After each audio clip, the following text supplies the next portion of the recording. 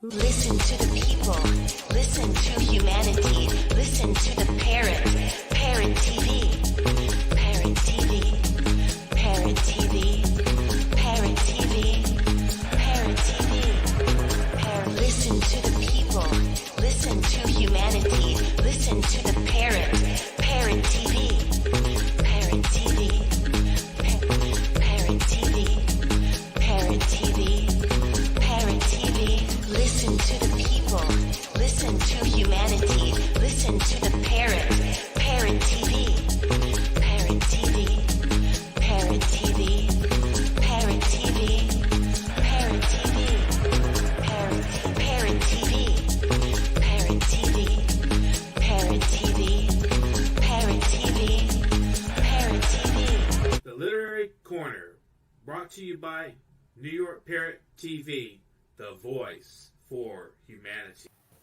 Hello, welcome to New York Parrot's Literary Corner. I'm Dustin Pickering, your noble and honest host. We have reached episode 217. We've been doing this since March, so congratulations to the program.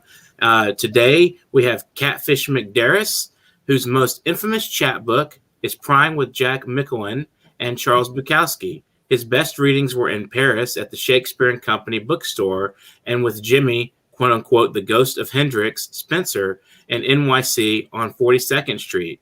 He's done over 25 chaps in the last 30 years. He's been in the New York Quarterly, Slipstream, Pearl, Main Street Rag, Cafe Review, Chiron Review, Zen Tattoo, Wormwood Review, Great Weather for Media, Silver Birch Press, and Graffiti, and has been nominated for 15 pushcarts, Best of Net in 2010, 2013, and 2014. He won the Uprising Award in 1999 and won the Flash Fiction Contest, judged by the U.S. Poet Laureate in 2009. He was in the Louisiana Review, George Mason University Press, and New Coin from Rhodes University in South Africa. He's recently been translated into Spanish, French, Polish, Swedish, Arabic, Bengali, Mandarin, Yoruba, Tagalog, and Esperanto. His 30 years of published material is in the Special Archives collection at Marquette University in Milwaukee, Wisconsin. Catfish McDaris won the Thelonious Monk Award in 2015. He's a 3-year Army veteran, artillery veteran to be specific, from Albuquerque and Milwaukee. Bukowski's Indian pal Dave Reeve, editor of Zen Tattoo, gave Catfish McDaris his name when he spoke of wanting to quit the post office and start a catfish farm. After the Army, he spent a summer shark fishing in the Sea of Cortez, built adobe houses, tamed wild horses around the Grand Canyon, worked in a zinc smelter in the panhandle of Texas, and painted flagpoles in the wind. He ended at the post office in Milwaukee. Thanks for joining us on the program today, Catfish. How is it going for you today? Thanks, Dustin. Good to be here. Yeah, excellent. I've published you a few times in Harbinger, and I've had a couple of little internet conversations with you. It's been a pretty good while though since we've had any kind of exchanges. So anything new since since we last published you in Harbinger Asylum? This morning I taught an English 101 class at Montgomery College in Rockville, Maryland. It's had 26 students. Mostly I taught my new little book that I did. It's called The Impala. It was a Pulitzer. You can't say Pulitzer nominated. It was a Pulitzer entrant. Okay. Say you're nominated, kind of like a pushcart, you have to be in the finalists. Right. 3 finalists. Louise Erdrich won the Pulitzer, and she's a great writer. Mm-hmm. And I've been doing a lot of Zoom reading here and there. I got a new book coming out called Valentina Mescalito Blues. It's coming out from Laughing Ronin Press in Kentucky. That should be out before Christmas. And there's going to reprint Prying in number 3 edition from the Bukowski review. It's Bukowski mostly related. Mm-hmm. It's from Germany, from Mannheim, Germany. and that should be coming out before Christmas too. Last edition I was in was with Bukowski's only daughter, and that was kind of cool because my daughter, who's now 33, she was published with Bukowski when she was 9, and I'd always wanted to be published with Marina Bukowski, his only daughter, and I finally was, and her and Gerald Laughlin, who recently passed away, he was friends with Bukowski. He was one of they talked about a conference that they both went to in Germany, put on by the German people and stuff. So, yeah, I send stuff out, get published here and there and everywhere, and get promoted for the push cart, but people hardly ever win that, Every once in a while somebody will win, But it used to be that you had to, before you could nominate someone for a push cart, you had to have won the push cart prize yourself, And so Laughlin, he had won it. Bukowski didn't win till after he died, and I was nominated many times by Gerald Laughlin and by Antler. Antler's still alive. He lives here in Milwaukee, where I live in the suburb, and he lives in the city of Milwaukee. I don't see him too often. He's kind of reclusive. Right. He's probably the most famous writer of Milwaukee. I used to read with him often, and it was he taught me a lot of stuff, about writing, and he put me in with some good writers. I got to meet a lot of beatniks in 1997. I went up to 98. I went to Cherry Valley, New York, where Allen Ginsberg had a farm. And I rode the train from Milwaukee, where I live, and to Utica, New York. And then Charles Plymell came and picked me up with some other beatniks and stuff. And I got to read with Ed Sanders from the. We have a network issue suddenly here. Trouble there. Can you repeat that last sentence? Jack Kerouac, excuse me. Can you repeat that last sentence? We had a little bit of a network blip there. David Amram was there, and he was a musician. He's still alive too. He's getting really, I'd say mid-80s. He's got he played music behind Jack Kerouac. And everything, and his daughter was there, and I picked out a CD that I bought from when he snuck into Cuba, and he played music with the Cubans and stuff, and they recorded. But David Amram, man, he's if you ever look up Google him in New York, he was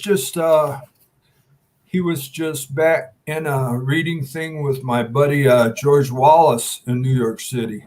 And George Wallace, he's another fantastic poet, in New York. But I like to go to New York City and read, but it's hard to, get in a good place, the KGB Club or the Bowery Poetry Club.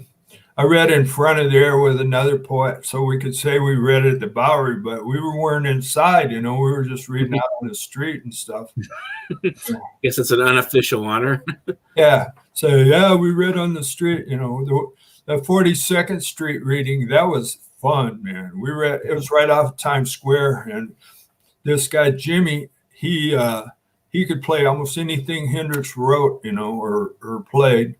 And he started playing guitar, and I started reading with him, and he says, "Here, let me read your book. You play the guitar, And I says, "I can't play guitar."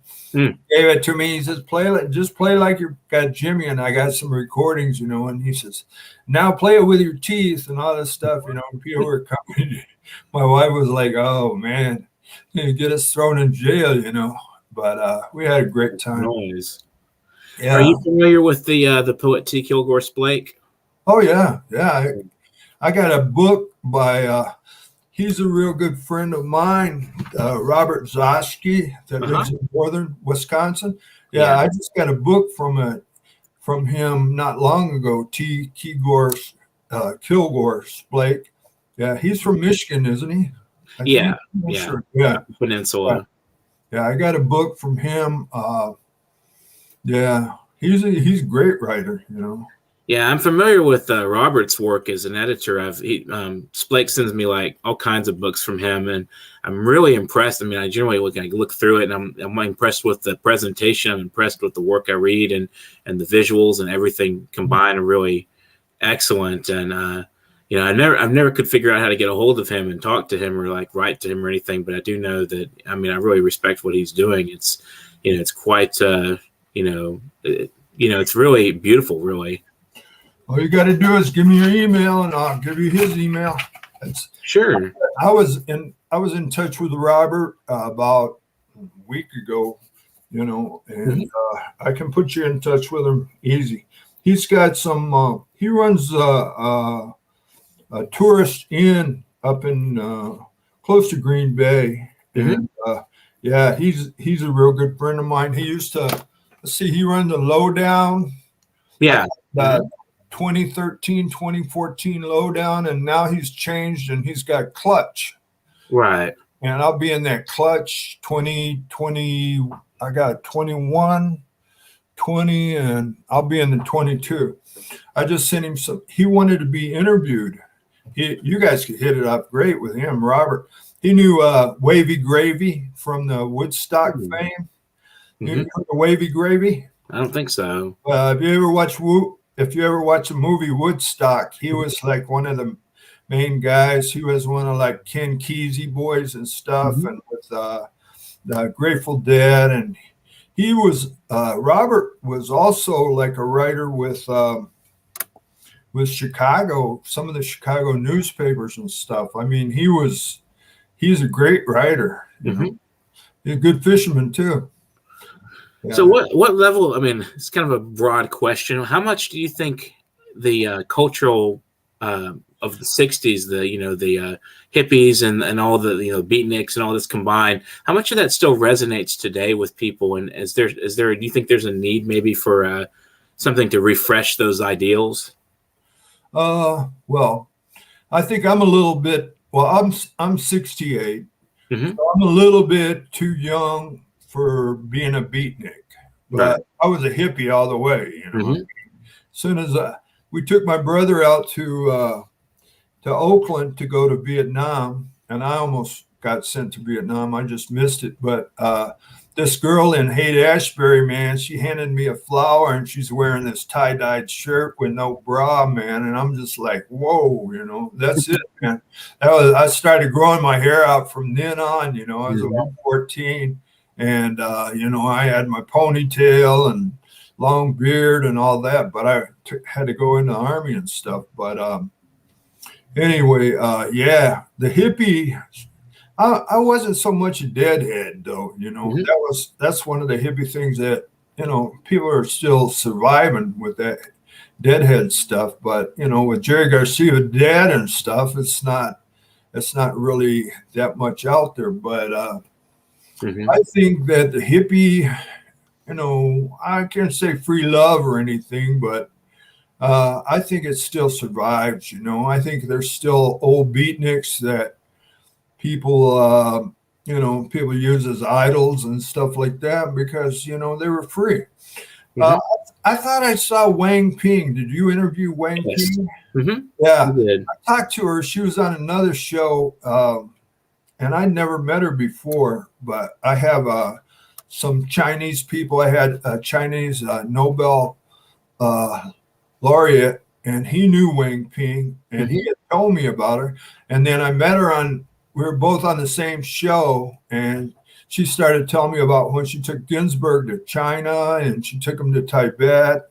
And I asked her, I said, and she wrote a book about comparing the Mississippi River to the Yangtze River. And I asked her, I says, did you ever have any problems with the police or anything, the soldiers? And she said, yeah, she did. They really came and got her, and wanted to interrogate her and stuff. And I says, "Are you a hippie poet?" She said, "Yeah, I am a hippie poet." But I think she was a great poet, great reader and stuff. Yeah, we published her in the series 1 of the Literary Parrot, and that was a really intriguing use of. She kind of questioned the way words are used and this accidental mistake that a journalist made, and how it led to a lot of comedic, response on her part. She kind of poked fun, and then she interrogated the mistake and said, it was about power. The power dynamics or something to that nature. It's a really interesting piece in the book in the Literary Parrot. Yeah. Well, so what defines a beat or a hippie poet versus an academic or a slam poet? Is there a kind of parallel between today's slam and social justice, poets, and maybe what the, pacifists and, those guys were doing back in the 60s? I don't know about, slam. Okay, the slam supposedly got started at the Green Mill in Chicago. Mm-hmm. There's arguing points there. Some will say, "Oh no, it started in New York at the KGB club or whatever." But the Green Mill used to be Al Capone's, one of his hangouts, when he was still alive and a gangster and all that, But the Green Mill, I won the slam there twice. Mm-hmm. No big deal, At that time, it was before hard rap started and people going crazy, reading and screaming and bongos and all that stuff, But mm-hmm. it wasn't that much, I mean, they've had I don't know what you would call being a beatnik. I mean, when I read with the beatniks in New York, and that was all the beatniks that were still alive, they asked me to open up for them on the main night. And I got this guy with a big drum, man. And I started reading from the back of the room. I learned all my reading in Milwaukee and Chicago by going to the Green Mill and reading with poets in Milwaukee, Antler for one of them. Mm-hmm. Antler, he did a tour with Wanda Coleman before she died. Mm-hmm. And Wanda Coleman was, God, that woman, man, she made my hair crawl, man. I mean, my arms, just hair on my arms was just crawling, I had to leave the room for a little while and then come back, man. She was such a good, powerful woman. But same thing with Janine Palmy Vega. She was like one of the queen of the beatniks. She was friends with Honky, who gave William Burroughs his first shot of heroin, and stuff. So I've known some deep beatnik ladies, Sandra Cisneros is another one. Oh yeah. My friend Chuck knew her too. Yeah, she's an excellent poet, Mm-hmm. But I like her poetry more than her fiction, personally. Yeah. I haven't read that much of hers, but if you ever read Janine Palmy Vega's Tracking the Serpent, it's like a novella. But oh man, I highly recommend it. Hippie writers, well, it's like when you cross over from music to poetry. Okay. Mm-hmm. Jim Morrison, supposedly he was a poet, and they took his poetry and turned it into the Doors, He knew Steve Richmond, who I happen to know too.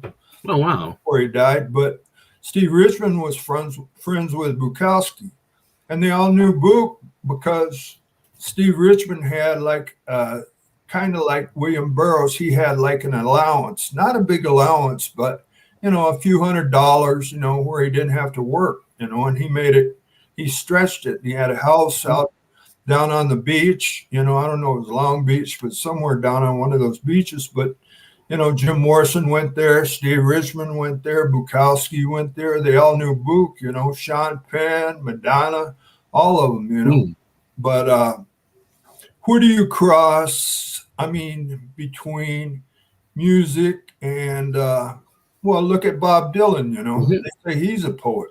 Mm-hmm. But you can't hardly understand his singing that well. You got to read it to really get into it, and then you can probably understand it after you do that. But I think he mastered the art of taking music and his own persona per se, and making it sort of an activist statements of it. I've heard a lot about things he did, like protesting some of the violence against Black people and things of that nature. He would just speak out really in some places where it'd be dangerous to say such things, and he would just basically tell people what he thought. He's really good about that. Yeah, well, Bob Dylan, you got music that is like poetry, but you can dance to it. You can, interact with the opposite sex or the same sex if you want, whatever, that's the crossover when you get to music and poetry, but you can take some lyrics from, the Red Hot Chili Peppers, and stuff like that. And some of that is just like pure poetry, Right. And, who do you cross over between beatniks to hippies to musicians? It's all about storytelling to me. And that's me being from New Mexico and growing up around the Pueblo Indians with storytelling and stuff like that. And they make it in pottery too. It doesn't matter whether it's poems or flash fiction or prose poetry or even songs. If you tell a story, like I met this guy in Houston, I could talk to you about when I was a kid and I went to Pasadena, the Strawberry Park where all the hippies were. It was just free love, man. I lived in Houston for a while. Okay. And same thing in Dallas. Still here. Yeah, I grew up 10 miles from Texas, Oh, wow. Clovis, New Mexico. Okay. That's where Buddy Holly recorded a lot of his stuff. Waylon Jennings. I know a lot about Texas, but I've lived in Wisconsin now for almost 40 years, but I still call my home New Mexico because Right. Speaking of the way that music and all these art forms can kind of coalesce, one of my favorite performers, she's still around, she's still performing, is Natalie Merchant. And she when she came out, I think early in the 90s, when I first heard her music, it just captivated me. And she's an MFA. She has a master's in, I believe, in English and creative writing. So that's sort of like, she's poetic in her own right, but she also does music, and she's an excellent, stage persona and everything. And she's a really fantastic lyricist. And so I think it's interesting how there's no real boundary there, as to what can be expressed and how. You can put poetry to music easily. And Leonard Cohen is another one that did that, So there's a lot of those kinds of minds that just, in a way that it reaches, at least in the contemporary world, it seems to reach people a lot quicker and easier and get their attention when you have it, to a song rather than just on the page. Well, music, you can hold on to a girl or hold on to a guy if you're a girl or whatever, whatever sex you prefer, and you can dance and you can sway, and then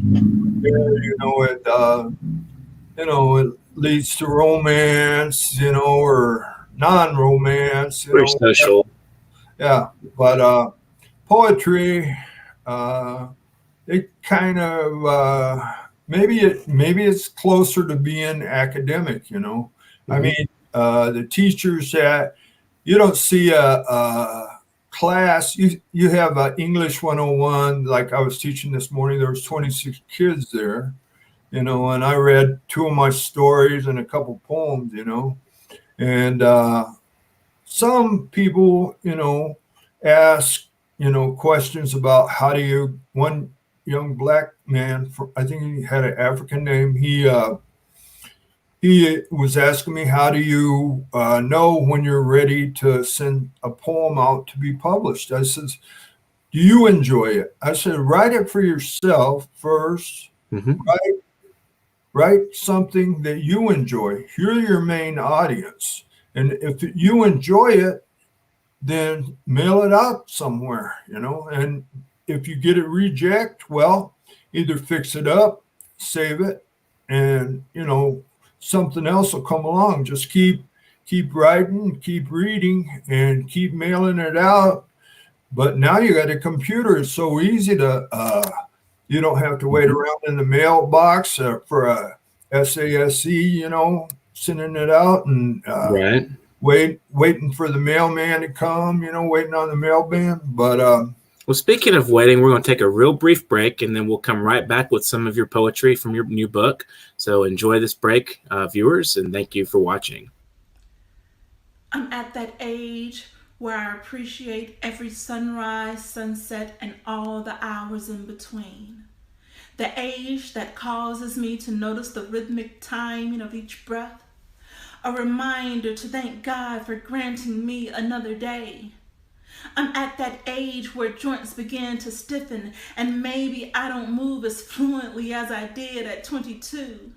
But I'm also at that age where I realize many didn't even get to see today. So I pray on bent and aching knee, thank you, God, for blessing me. I'm at that age where I notice my kids making some of the same mistakes that I did. And I remind myself that although never easy, I made it through, and so will they. I'm at that age where I understand that money never buys true happiness. But I'm also at that age where I understand it definitely does help to have a bit. I'm at that age where six-pack abs still attract. But I'm also at that age where the behavior of a true gentleman will stop me in my tracks. I'm at that age where I know what it means to be a woman alone with how to treat my man. Beginning with listening as he explains what he needs from me. You see, there may be many similarities, but all men are not the same. I'm at that age where I realize good things don't come to those who wait. They go to those who educate, plan, sacrifice, work, and repeat over and over and over again. I'm at that age where I appreciate spending time with family, whether we're on good terms or not. Because I'm at that age where I'm losing so many people that I care about. I'm at that age where I'm bearing down on that age where there are more chapters of my life in past instead of future tense. But I'm at that age where I refuse to give up. I continue to climb, to create, to improve, love, and share, bearing my soul to the universe while honoring my ancestors, my God, and myself, while becoming the best version of me possible, because I'm at that age.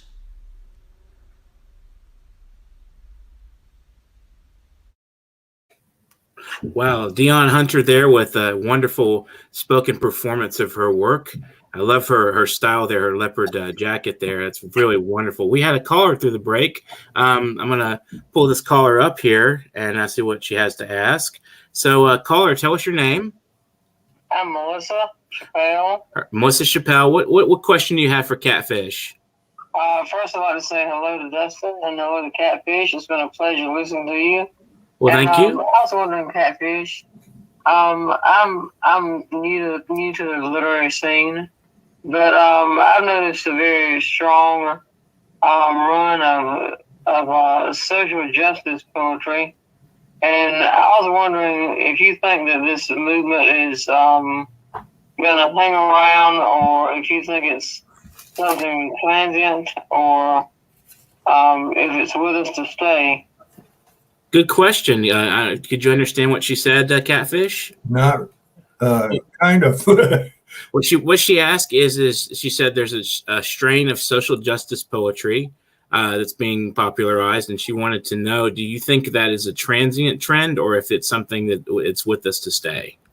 Well, I think that social justice is here to stay. I mean, a poet's got to speak.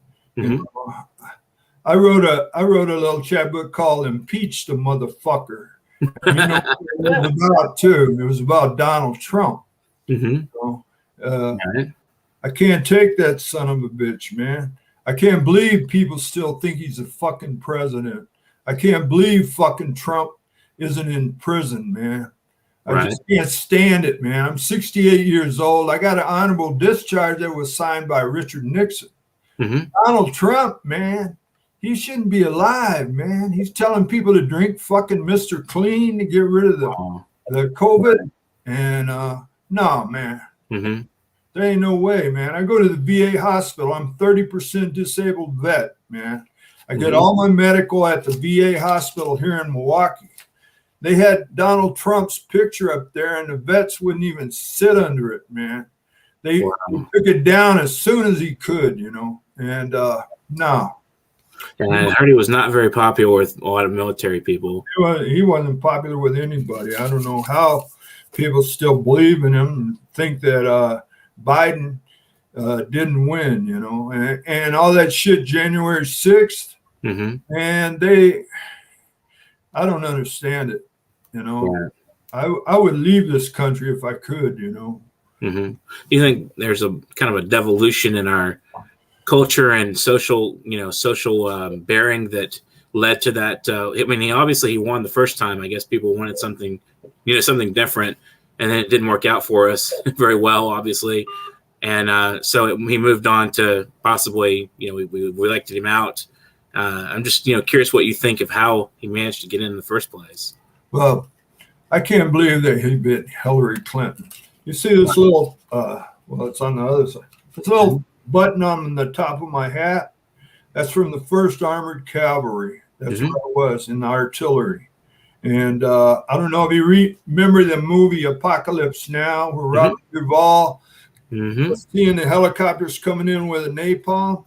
So I love the smell of napalm in the morning. And that was Vietnam. Now, I was against Vietnam, and I didn't go to Vietnam. But I was in Germany most of my time shooting cannons, and we were outnumbered 12-1 by the Russians. But, we didn't have to go to war with them. But now, with all the cyber war, and Putin not doing anything and China not doing anything, and us destroying the atmosphere and the climate, and Biden having to apologize for Trump, pulling out of the, the NATO words and the climatology and all that stuff, man. I mean, come on, man. What are we gonna do? And Trump. Here's some of your poetry. I can totally understand. Your analysis there. Yeah, well, it's very frustrating. You hear what I say. Anyway, this was the Impala. Okay. If I can show it here, it's a handmade book, and you don't get handmade books. It's made by Ethel Zine. Yeah, they're great. I love them. Yeah. Anyway, I'm gonna read a little story. It's just it's 365 words. Go for it. And it's a true story. Ricky, my older cousin, loved the needle. Heroin, morphine, speed, LSD. He tried them all. I found him in the back seat of his 63 Chevy Impala, the needle buried in his freckled arm. He was frozen dead. We were in Denver. In February.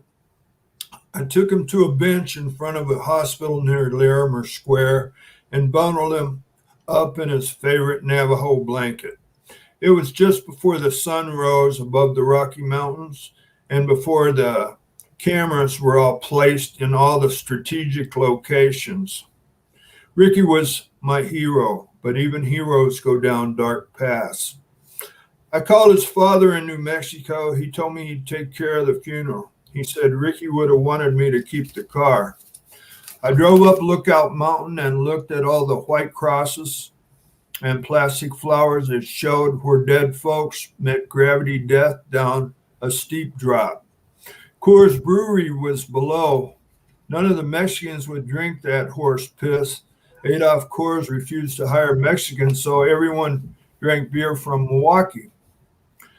I was working day labor at the time. I worked cleaning concrete off bricks until I discovered I was making 7 to 9 cents an hour. Then I went to a metal bending factory. I placed a small piece of metal in a machine and then mash a button with my foot, and the machine would go plump and shoot the bent metal to a bend. I noticed many of the men were missing fingers, and the pay wasn't that hot either. My aunt had married a Mohawk that walked the steel girders in Brooklyn. There was a 25-story bank going up in Denver. They needed an elevator man to distribute heavy steel metal door frames on each floor. I told them, I'm your man. They were skeptical. I was stronger than I looked. I had no fear of heights. I soon had a regular job, an apartment, a beautiful lady, and plenty of money. I'd watch the sunrise over the foot of the Rockies and miss Ricky. I dozed off on the 23rd story, leaning against a girder. I woke up and it smelled like Sunday. And I'm imagining that's actual events that you. Yeah, I didn't die or anything, obviously. Yeah, Right. My cousin Ricky did die. Oh, wow. Yeah, I read that one this morning to the English 101 class. They bought 23 copies. This is the second time Dr. Marianne Slick, her class, bought copies of that, The Impala. But yeah, it's a nice little book, you know. This next book's going to be bigger from Laughing Ronin Press, and then I got that thing coming out from Germany. I don't always write new stuff, and sometimes I'll send it out. Sometimes I'll just wait and put it in a collection, you know, if something comes along, and that's it. But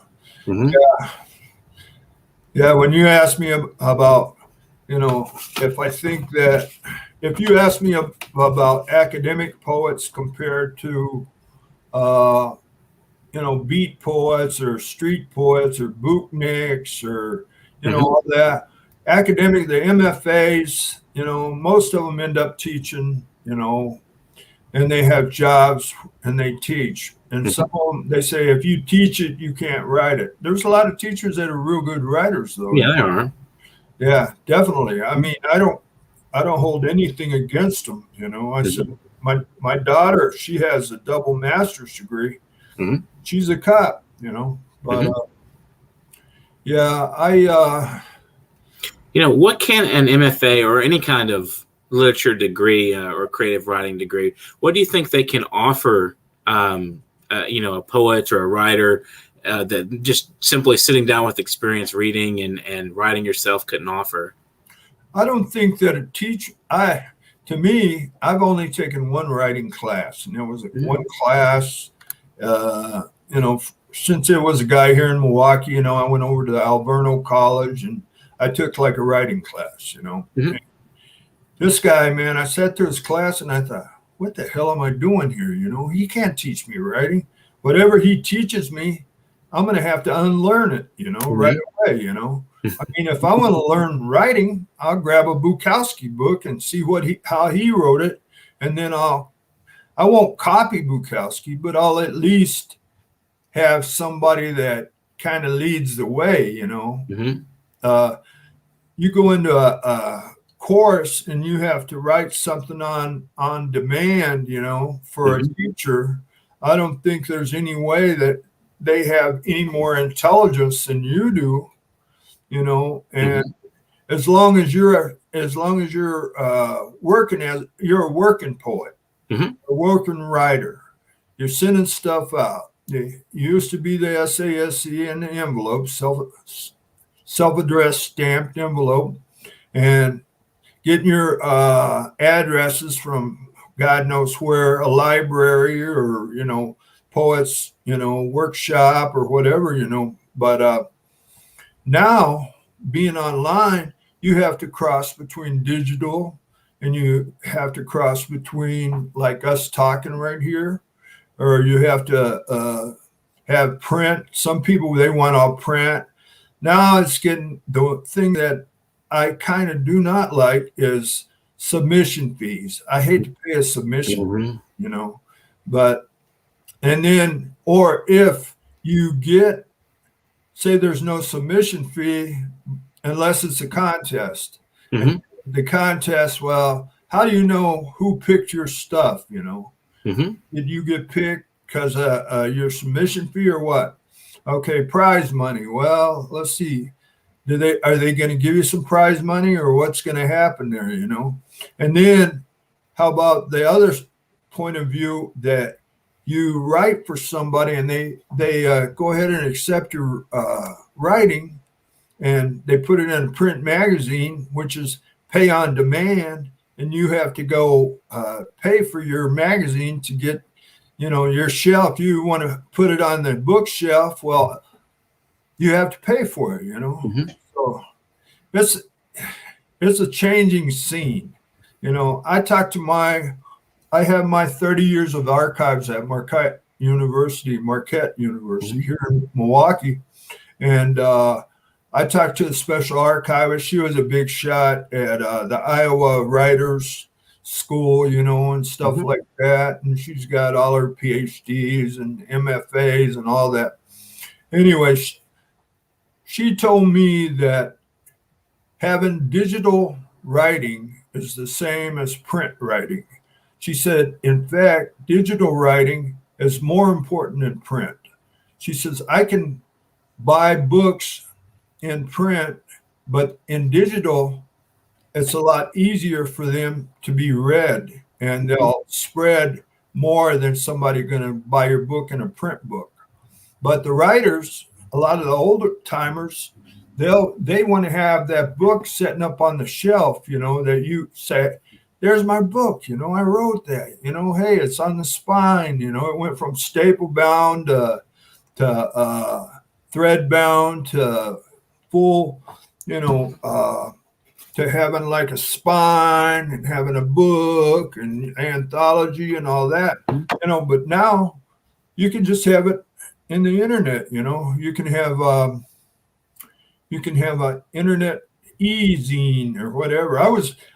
About 15 years ago, I had a little book called Destroy Yourself, and I didn't even know the Chicago guy put it together. It was just a bunch of ranting poems and crazy stuff I wrote, and he put it together, and it wound up, I was in the VA hospital trying to get off alcohol, which I did. Anyway, I was on Oprah's list. Oprah Winfrey picked my book for her weekly, weekly list of great books, and I was like, what the hell, I'm on. She didn't invite me to her show in Chicago, which I could have got on a train. Wow. Half away, and I could have gone down to Oprah's visit, on her show, and got on TV and all this stuff. But she never wrote me. I never got a dime out of it. All I had a little thing that says, Catfish McDaris, Oprah's show, Oprah's list, and all this, So what would your final message to our viewers be? What would be my final final message? Okay, if you're asking me how to write or how to, I don't think you can lie. I won't say you can't learn writing in school. I will not say that, because some people need that environment to push themselves, and I won't knock any. I have a lot of friends that are professors and that are writing teachers. But to me, you need to read. You need to be well read and read all the time, and read all your friends, and go out and do some readings. Do a lot of Zoom readings. That's easy, hey, man, I'm just sitting here. I just woke up a few minutes ago. I'm trying to drink coffee, stay awake. Right.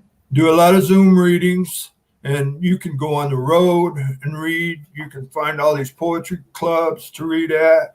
I read in Paris at the Shakespeare and Company bookstore, and that was where Hemingway was, and Picasso and Gertrude Stein, and all those people were there. and find some famous places to read. You know, you go to KGB, you go to New York City, go to Houston. They probably have some good places. They got some good places here in Milwaukee you can read, you know. Go out and read, you know, and try to sell some books, you know. And if you that the thing that sucks the worst about the small press is sales. Nobody, you can write your ass off and put a good book together, and you want to charge $5 for it and have $2 postage, so that's $7. Okay, nobody wants to buy it. They say $7, shit, man. I can go get me a beer. I can have some coffee and a donut or whatever. You know, I'm not going to do that. You know. But you can't write it for that. So you have to come to the conclusion and realization that you're not going to make money in the small press. And you probably won't make money in the large press either. I mean, I wrote a novel. I tried to get it made into a movie and all this stuff. And I thought I was there, you know, and then I ended up I did my research to try to keep from getting ripped off. And I ended up paying $200 reading fee to a guy in New York. And he says, oh, we're going to make a movie. We're going to make a book. We're going to do all this. We're going to do all that. And he took my $200. So I wait around. He comes back. He says, well, change chapter 2 with chapter 7. Change chapter 18 with chapter this one and another. So I went and I took a couple months and I did all the changes he wanted. I sent it back in. I said, damn, man, I'm going to have a movie out here. Catfish McDaris is going to have a movie. I'm going to make a little money on this. No, he won $200 again, man. It was like a turn, man. So if you had to thank some people out there, give some shout outs, who would you choose to do that for? Who would I choose for what now?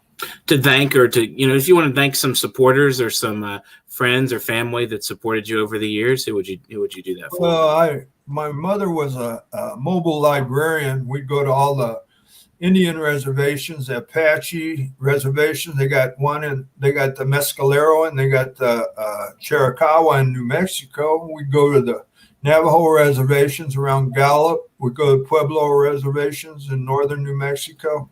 And she would drive this, you know, bus full of books and stuff. And I'd tag along with her a lot, you know, and she's the one that encouraged me to be a writer. And my grandmother, they're both dead now. My wife encourages my writing, you know, most of the time. Sometimes she can't take it at all. She hates it. But anyway, I don't know. I have good friends all around the world, you know, John D. Robinson in England. I have Mendez Biondo in Italy. I have Brenton Booth in Australia. Ben John Smith, before that, he was at Horsley's Trash in Australia. Oz, they call it. When you get in the know, Ryan Quinn Flanagan in Canada, everybody's heard of him, man. He's on a roll now. Bo Blue, he's making cartoons. He illustrates these poems and stuff, man. He does some crazy work, man. But Alexis Roan Fancher out in California at Cultural Weekly. Donna Hilbert, she's in California too, in Long Beach. A lot of them. I mean, you know, I got friends all over the world. That's the thing about the internet, you know. You can connect with people. Like, only reason I saw you, Dustin, on this show was I saw Scott Thomas Outler, his interview, and I know Scott. I did a show with him, and I says, Dustin, I know Dustin. I know him, but what mag was it? You know, I had to look you up. I had to Google you to remember what the name of your mag was. You know, I thought you were in Dallas, and then I saw this New York Parrot. I says, oh, man, he moved to New York. No, that's why I was asking you, are you on Eastern time or Central time, you know?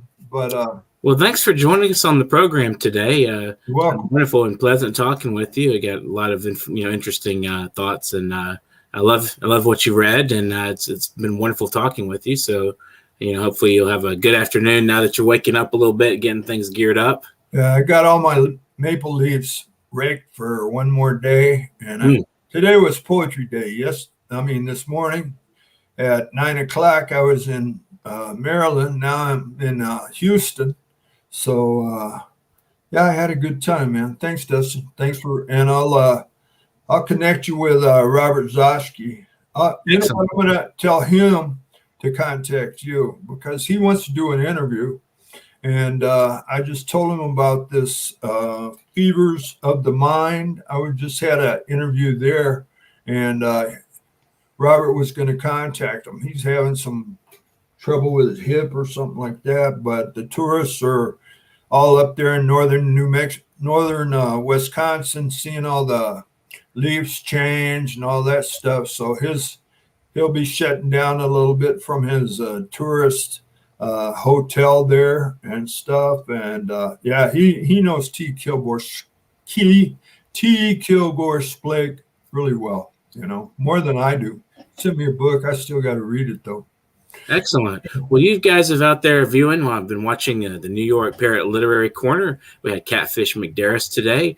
I enjoyed the conversation. I hope the viewers out there also did. And remember, you guys can call in during the program. And remember, our anthology is coming out on December 1st. So all you have been on the program since our previous anthology are welcome to submit. So it'll be due November 15th. That's coming up very soon. And, if you got a little extra cash on you want to donate to help us with production, that will be at paypal.me/nyparrot. And if you want to be on the program as a guest or support by suggesting guests or asking people to contact us, that will be at literarycorner@newyorkparrot.com. So without further ado, I hope you guys get to writing out there and have an excellent afternoon. Enjoy your day. Thank you so much for joining us. Okay, thanks. Subscribe to our channel as well, guys out there watching. Hit that YouTube subscribe button. Okay, take care, man. You too.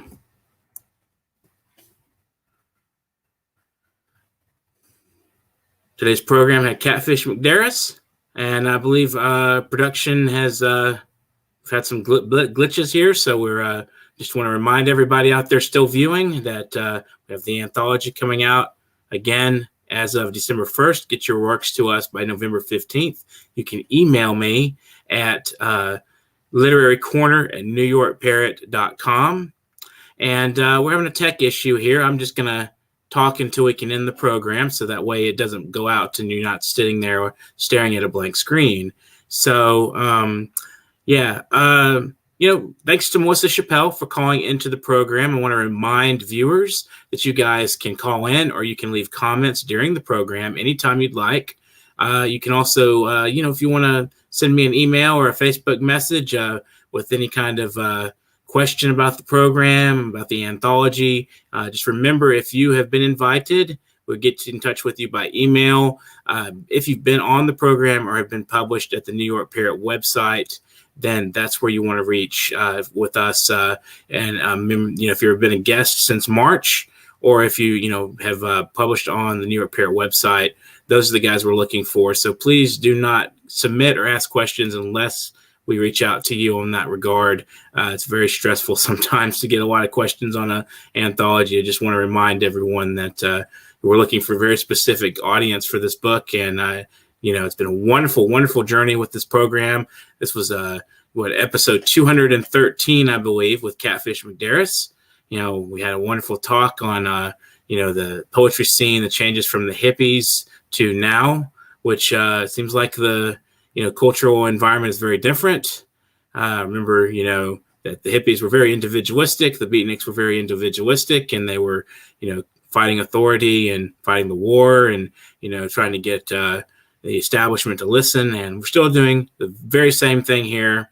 It seems like, just a lot of energies are being decimated in general in our social atmosphere. It's very tiring to be alive today. But remember, writing invigorates the soul. It keeps us moving. Writing on a personal level as well as a social level, it has a very strong social presence for those who read and for those who want to learn And the ones that want to learn are the ones that are going to move the world. So if you feel like you're not being heard, join us on the program. Get in touch with me, Literary Corner at NewYorkParrot.com. Don't be shy. I'll pull the truth out of you. It's very good. It's not like pulling teeth. It's like tickling you with a feather until you say something funny. So basically, I just, I love to interview people, fresh people, new people, anybody who is, interested in the creative arts is welcome to be on the program. If you love Donald Trump, if you hate Donald Trump, let's not talk about Trump anymore. It's tiring. Let's get into the nitty gritty of poetry and its relationship to society, and just in general, just how the cultures are changing, how COVID has affected the social atmosphere we're living in. I do have a huge feeling that in spite of all of the decay and destruction going on right now that's happening and the lives being lost, that given time, we're going to have a much different level of thinking and society globally all across the world. I think all these governments and the people are going to pull together through all of this. I have a huge optimism in this. So just keep writing, just keep contributing your thoughts to the atmosphere. And I love what Catfish said about, when he mentioned the electronic copies. So I think that is better for transmission and for distribution than physical copies. For one, a Kindle doesn't weigh much and it can carry a lot of information. And for two, books are getting expensive and no one's paying attention to the written word as much. But just keep in mind that you are an important person. I want to give this inspirational message of hope while listen to the people, listen to humanity, listen to the